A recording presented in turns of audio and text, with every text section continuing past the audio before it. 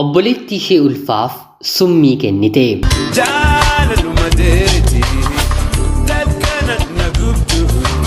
Jaalaluma teeti lakkana na gubdu. Silaa murtii beekee waasilleen daararu. Waasilleen daararu. Yooyyaa ashamaa akkam jirtu kabajamtootaaf hordoftoota qophii keenya. Nagaaf jaalalli tokkummaan bakka jirtan hundaatti hunda keessaniif haa ta'u jechaa guyyaa har'aallee seenaawwan nama barsiisanii keessaa tokko isiniif qabadheen dhiyaadheeraatii. Hanga xumura qophii keenyaatti laayikii fi sheer akkanumallee sabskiraayib gochuun na waliin tura. Hedduun keessan viidiyoon dalagaa jirtu nu bira gahaan jiru jechaa jirtu. Haa ta'uutii garuu isin sabskiraayib qofa gootanii mallattoo all notification kan jedhu warra hin tuqanne ammuma all notification kan jedhu tuqattaatii viidiyoo kanas haga xumuraatti dhaggeeffadhaa jechaa kallachumaan gara seenaa guyyaa irraatti kan isin dabarsu ani Gammachiis Tashoomeedha. Jaalaluma teeti lakkana na gubdu. Jaalaluma teeti lakkana na gubdu. Silaa murtii beekee waasilleen daararu. Waasilleen daararu. Weellisaan Haacaaluu Hundeessaa albama isaa dhumaarratti ilmi namaa daggala turee buleetu dabalaa jedhaam. Dabalatee waa'ee daa'imman haadhaaf abbaa hin qabne ni haasa'am. Sirba hin dhaggeeffadhu namni jedhu kamuu weelluu akkanaa jaallatee otoo hin taane otoo hin jaallatiin ergaasaa dhaggeeffachuun garuu dirqama itti ta'am. Keessumaa immoo bara kana haadhaaf abbaa dhabanii guddachuu miti. Haadhaaf abbaa otuma qabaatanii guddataniiyyuu rakkinni dhiphinni namarraan gortu. Haatii fi abbaan bakka hir'ina jireenya keenyaa beeku. Otoo nuti isaanitti himiin waan nuti dhabne ofumaa hubatu. Akkanuma immoo haatiif abbaan otoo lubbuun jiranii orma itti ta'uun ijoollee isaanii nuti sin dhalchines sin deenyes jedhanii bakka itti ganan gargaarsas bakka itti dhawwatan ni jira. Yeroo kanatti carraan haadhaaf abbaa isa dhabee fi haatiif abbaa gananii jireenya mana namaa dhandhamuun hadhooftuu jireenyaa ijoollummaan eegalaam. Ormi akka barbaadetti rukutaa akka garbaatti ergachaa boqotee taa'uusaaf jibbaa otuma mana ormaatii hojjetee garaa gaheellee kaayyoof akka hin jiraanne akkuma maatiin gatee gatamaa ta'ee jireenya isaa keessatti akka jiraatuuf namoonni guddisan gufuu jireenyaa gara biraatti ta'u. Akkanumaan haadhaaf abbaa dhabuunuu gufuu jireenya isa nama jalaan kaanedha. Haa ta'uutii garuu haatiif abbaan tokko tokko tarii ijoolleen keenyi yoo nuti waa taane eessa jiraatu akkamitti jiraatu jedhanii dursanii yaaduun galaa ijoollee isaanii gara fuulduraatti illee kan ka'an gamnoonni hedduun jiru. Otuu haatiif abbaan gaa'ela erga dhaabbatee booda waa'ee dhalasaa gara fuulduraatti akkanatti yaadee dhiphinni isaa jabaatee hojjechuu jireenya kana mo'achuu malee hafuurri adda ba'uuf yaaduu gidduu isaaniitti mul'atu. Haatii fi abbaan tokko tokko ijoolleen isaanii mana jireenyaa akka hin dhabneef hanga humna isaaniitti mana ijaaruu fi mana ijaarame keessaa immoo mana kireeffamuu danda'u ni qopheessuu fi galiin dabalataa maatii sanaaf argames argamu baates qabeenya dhaabbataa haalattiin jiraachuu danda'an yeroodhaan qopheeffatu. Maarree seenaan guyyaa har'aas yaaduma kanarra naanna'am. Ijoollee dubaraa lamaan haadhaaf abbaa hin qabne haadhaaf abbaa dhabuu isaaniitti garuu dhabanii hiyyoomanii mana namaa hin galle. Haatii fi abbaan isaanii otoo hin boqotiin dura mana gaarii ijaaranii fi gatii kiraa mana ijaaramerraa argataniin kan wal jiraachisan tokkotu ture. Lamaan isaanii obbolaa dhiiraan qabanii. Haatiif abbaan dabaree torbee lamaan kan jalaa boqotan isheen quxisuun waggaa 4 taatee isheen hangafaa immoo waggaa 11 taateeti. Maarree isheen hangafaa itti gaafatamummaa haadhaaf abbaa ishee fudhattee obboleettii ishee quxisuu guddisuu eegalte. Ijoolleen kun maatii dhabanii harka namaan ilaalle. Jaalala haadhaaf abbaa dhabani malee waan ittiin jiraatan waan ittiin baratan gonkumaa hin dhabne.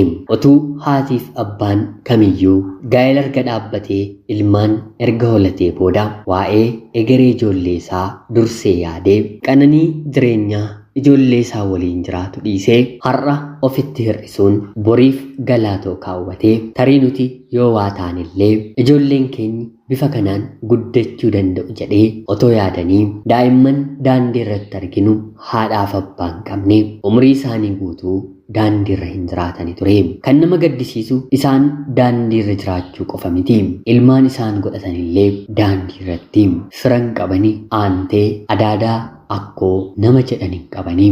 Daandii irratti kan isaan dhalche kanirraa dhalatan waan beekan hin qabanii. Haati daandii irratti dhalte waggoota muraasa ijoollee ishee biraa erga turtee booda gaddee biraa deemti.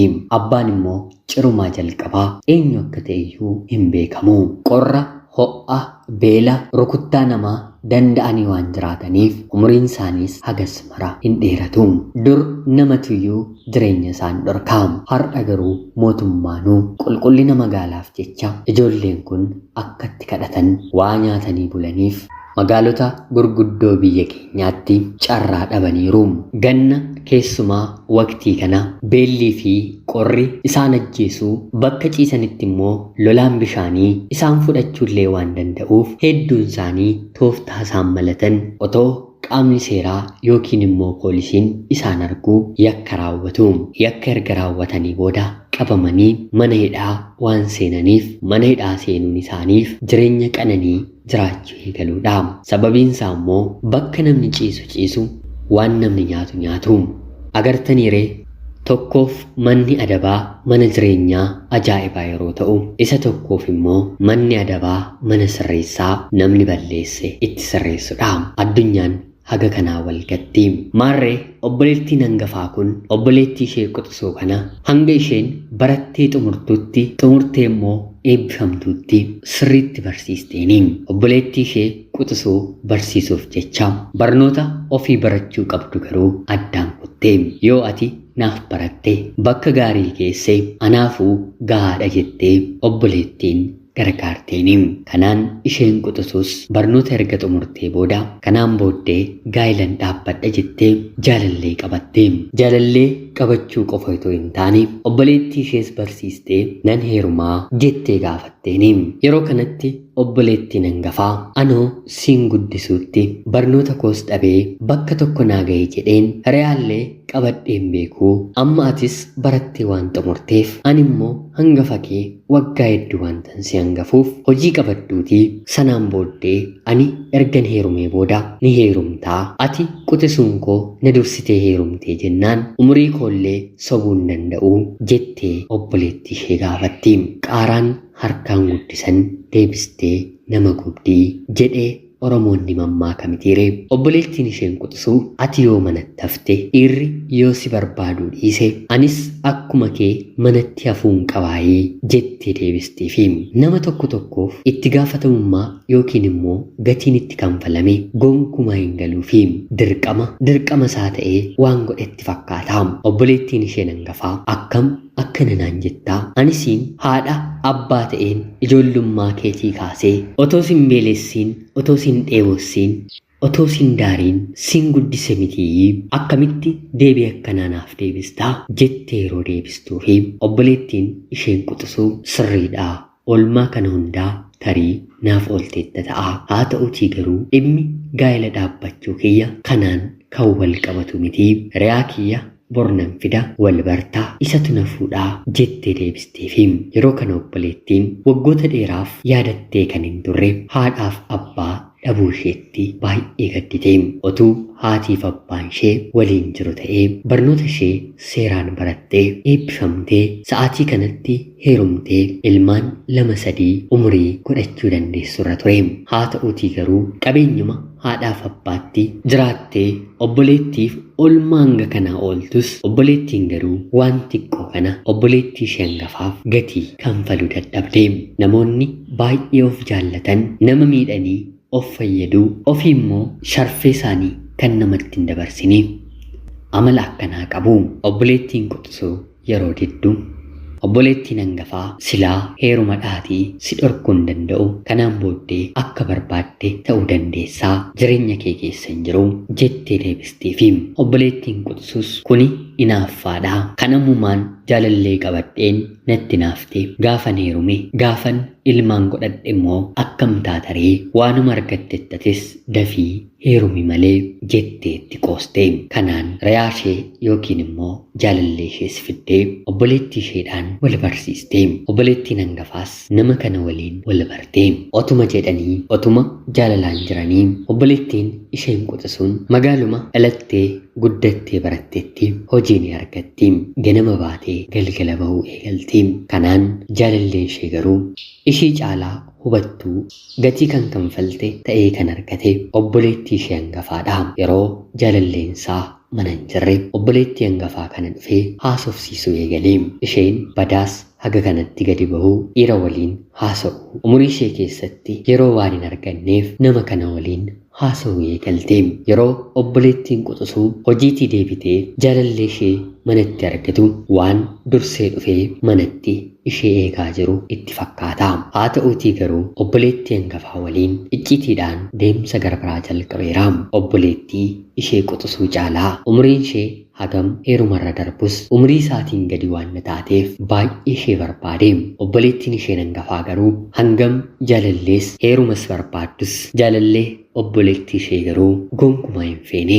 Harka koo deebisee nyaadhu jettee. Haa ta'uutii garuu jaalalleen obboleettii ishee yoo fedhiidhaan gaaffii kiyya fudhachuu didde dirqiidhaan ni fudhatta jedhee guyyaa tokko bakka obboleettiin quxisuu hin jirretti obboleettii ishee hangafaa kana dirqiidhaan ni gudeede. Obboleettiin hangafaa dirqiidhaan gudeedamtus dhiira waliin kan duratti taatee waan hin beekneef miira erga gudeedamtee booddee argattetti garuu gadduurra gammachuu filatte. Maaliif kana dura carraa akkanaa fedhiinis dirqiinis hin arganne. Umriin ishees mana 30 seenee jira. Jalqaba dirqiidhaan itti seentus booddee garuu jaallattee jaalalleen obboleettii ishee yeroo yeroodhaan mana dhufee kennaa garaagaraa bituufiin ishee gammachiisu eegalee. Obboleettiin isheen quxisuun otoon ulfaa'iin obboleettiin hangafaa nama kanaaf ulfoofte. Dubbiin kan barame kanaan booddeedha. Dargaggeessi obbolaa lamaaniif jaalallee ta'e kuni lamaan isaanii wal bira kaa'ee dhugaa uumame. Kanaan booddee obboleettii ishee quxisuu akkam barbaanne yeroo itti himu obboleettiin quxisuu jaalallee koo ani itti heerumuuf hin ka'e na jalaa fudhatti jettee maraachuu kan eegalte ammaam. Kanaan obboleettiin ishees haalattiin gara jireenya kanaa akka seente ibsuuf yaaltus homaa hubachuun hin dandeenye. Booddee irratti murtoo obboleettiin xiqqoon murteessite baay'ee nama gaddisiisa. Hangam obboleettii koo taatus daa'ima ulfooftus dhiira kana kan fide ana malee si'i waan hin taaneef daa'ima kana gadameessa kee keessaa baasuu qabda. Yoo ati fedhii keetiin hin baastu ta'e akkattiin daa'ima kana gadameessa kee keessaa baasu anatu beeka jettee tooftaa garaagaraa yaaluu eegalte. Maalumaafis yoo ta'e kan jiraatan lamaan isaaniidha. Obboleettiin hangafti obboleettii ishee xiqqoo waan haguuti jettee sodaachuu eegalte. Akka sodaattettis hin hafneefi daakuu midhaan nyaataa mana jiru keessatti hundaafuu yoon hojjedhee kenneefi na harkaan nyaattu jettee daakuu midhaaniitti obboleettiin quxisuun summii dabaltee obboleettiin ishee hangafaa dargaggeessa ulfeesse waliin nyaata kana otoo nyaatanii lamaanuu gaggabanii kufanii. Kanaan iyya xiqqoo dhagahameen ollaan shakkee gara mana kanaa dhufee lamaan isaanii mana yaalaa geesse. Kaayyoon obboleettii quxisuu daa'ima gadameessa jiru baasuu ta'us haa ta'uutii garuu rabbi gargaareenii hin milkoofne. Kanaan obboleettiin quxisuu guyyaa kana gooteerraa kaasee mana yeroo baddu obboleettiin hangafaa fi dargaggeessi kun mana tokko waliin jiraachuu eegalanii. Turtii baatiiwwanii booddee obboleettiin quxisuun qabeenyi kun qabeenya maatii kooti jettee manni keessatti guddatan gurguramee walakkaa qarshii hiratanii obboleettiin hangafaa mana gara biraa maallaqa maatii isheetti yeroo bitattu obboleettiin quxisuu immoo maallaqa sanaan nyaachaa dhugaa itti machaa'aa araada garaagaraa keessa seenaa hundumaa xumurtee. Al takka takka jireenya keenya keessatti namoota gatii nutti kanfalan ni dagannaa. Gatii isaan nutti kanfalan irra hammeenya xiqqoo isaan nurratti raawwatan yaadannaa. Obboleettiin hangafaa obboleettii quxisuu guddisuuf jireenya ishee dhabde.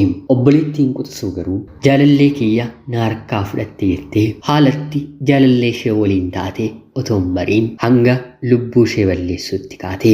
Yeroo jiraannu badiin balleessaan jireenya keenya keessa hin jiru jechuu hin dandeenyu. Maaltu maal akka nutti fidee dhufu gonkumaa beekuun ulfaataadha. Takkaa ni balleessina, takkaa immoo waan sirrii ni raawwanna. Obboleettiin hangafaan obboleettii ishee quxisuu guddisuun, barsiisuun, eebbisiisuun, hojii qabsiisuun wanta ajaa'ibaa obboleettii irraa hin eegamne. Haa ta'uutii garuu jaalallee ishee waliin ciisuun fudhachuun sirrii miti. Ta'us garuu kan uumame tokkoffaa obboleettiin quxisuun manatti haftuu jettee waan arrabsiteef manatti haftuu jedhamuun dubartiif baay'ee kan dhukkubsu sanuu isheef jettee manatti kan hafterraati. Isheef jettee jireenya kan abdarraati. Ni dandeessi turte. Maatii ishee erga boqotanii booda barnoota isheetti fufaa gaa'ela ishees dhaabbachuu obboleettii ishee quxisuu immoo raafamaa argachuuf dhabuu maatii hedduminaan yaaduu keessatti jiraachisuu ni dandeessi turte. Haa ta'uutii garuu imaanaa maatii ishee fudhattee obboleettii guddistee. Obboleettiin garuu kana gonkumaa duubatti galagaltee ilaaltee yaaddeen beektu. Dabartee nyaata mana keessaatti obboleettiin ishee daa'ima ishee waliin akka boqottuuf summii dabalte. Obboleettiin quxisuun sirriitti erga barattee booddee heerumuu ni dandeessi. Haa ta'uutii garuu eenyutu gatii akkatti kanfale? Maalimmoo akka isheerraa barbaaddu otuu carraa kennitee fi takkaa hubatteettiin ta'e jireenyi akkanaa hin uumamu ture. Erga barannee bakka yaannu geenyee yookiin immoo nuuf milkaa'ee waa ta'e of harkatti qabannee namoota dudduuba keenya jiran tarii nuun gadi ta'an ni tuffanna. Keessumaa immoo haadhaaf abbaa keenya miti taanaan eessuma obbolaa fira yoo ta'an garagalleeyyuu maqaa isaanii hin dhoofnu. Waan gaariitti otoo hin taane bakka hammeenyaatti maqaa isaanii yoo kaafne filannaa. Kun immoo sirrii miti. Qaaraan harkaan dhaaban deebistee nama gubdiin jireenyuma kanaa. Jaalaluma teeti takkana na gubdu. Jaalaluma teeti takkana na gubdu. Silaa murtii beekee waasilleen daararu.